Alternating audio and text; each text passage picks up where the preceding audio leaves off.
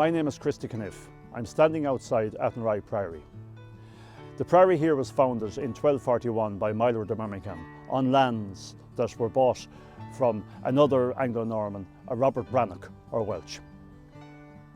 The Priory itself is actually within the town walls, which is unusual, but outside of the River Clarence that runs through the town.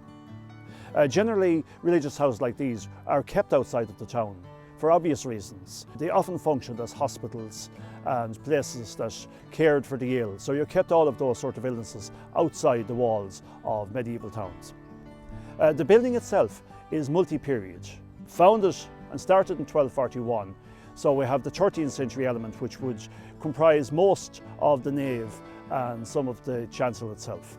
Aisles were added, a side chapel was added, and windows and doorways altered and changed through time. So we have evidence of works here in the 13th century, in the 14th century, and also in the 15th century. If we're to examine the likes of the windows and that very closely, we'll actually see that there are changes that have occurred in the architectural form and that. So that's, if you like, is one of the ways that we can actually read a building such as this.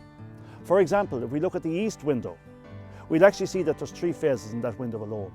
If we examine it internally, we'll see evidence for the original 13th century lancet window.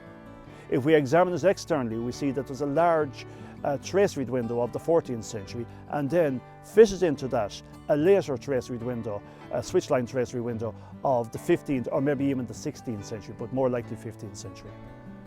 When we look at the various orders, the Dominicans are the ones that stand out as the preachers. They're known as the friars preachers for their capability to preach the word of God to the people. I suppose one of the big questions with these religious houses, when did they fall into ruin or disarray? We know that during the Cromwellian period here, that the Priory here was actually damaged and destroyed. And at that stage, the friars that were here, the Dominicans, moved out to a place called Brusk, now Isker, outside of Athenry, and they set up a new foundation out there, a temporary foundation, while some of the religious did remain here within the town itself. So I suppose really from the 17th century onwards, this place was no longer in use.